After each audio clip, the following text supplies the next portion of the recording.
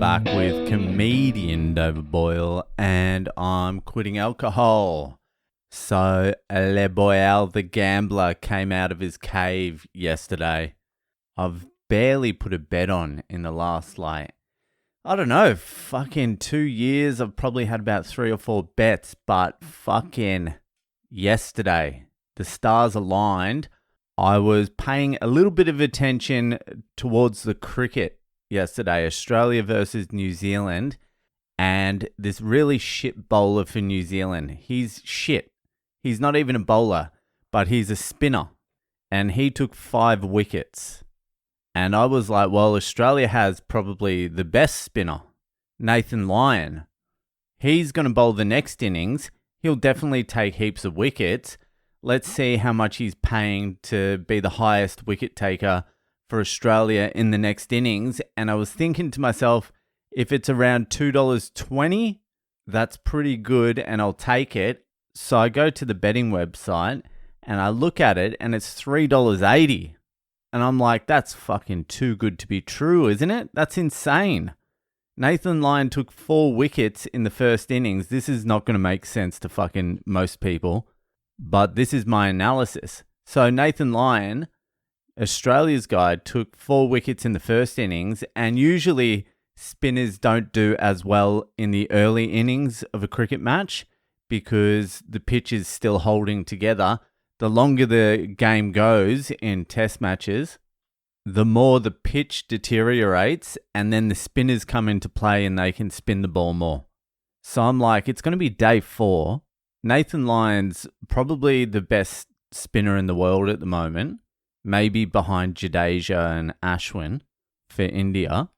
After this Phillips guy for New Zealand took 5, they're just going to fucking bowl Nathan Lyon all day until he takes all the wickets. So I'm like, all right, I'll put $100 on this bet. $3.80, $100 on it, and I'll get $380 back. And then I was like, nah, I'm 100% fucking on board with this bet. I have conviction. Just as much conviction in this bet as I do with Bitcoin. Well, not as much as Bitcoin, but still conviction. And conviction is a big fucking thing. You can feel it. You can feel conviction in your bones. I've been thinking about conviction a lot lately because I've sort of run out of money to buy more Bitcoin. And one of my mates is into shit coins.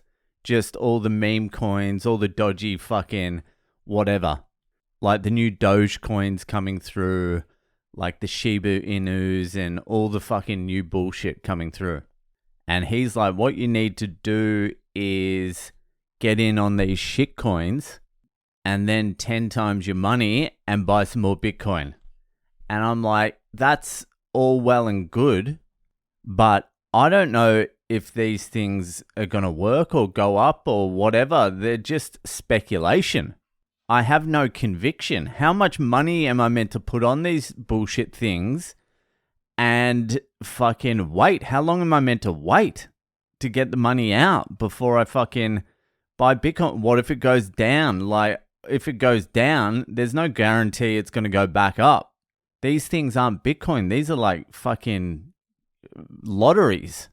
I'm like, I can't even do that because I just don't know how to play the game with no conviction. Conviction is everything. So when I fucking put this bet on, I was going the 100. I was going to put the 100 on. Then I was like, nah, I feel it. I feel the conviction. I'm going to put a little bit more on. So I'm like 200. And then I was like, no, I'm going to put a little bit more than that on. I might as well take my bank balance down to 0. I'm like, $250. That's all that's in there. Let's roll the dice on this $250. So I put the $250 on to get back $950. So a $700 win. I put it on. New Zealand bowl Australia out. It's Australia's turn to bowl. Nathan Lyon takes the first 2 wickets. Then Head, I think it was, or Green takes a wicket. And then it stumps. It's over for the day. They come back the next day, which is today. And I wake up in the morning. Nathan Lyon's taken 3 wickets. He's taken 5 wickets. So I pretty much win the bet already. But technically, I haven't won it yet because Head or Green, who took 1 wicket, can obviously take the next 4. So then it will be 5-5. But then like 10 minutes later, I think it was Hazelwood took a wicket.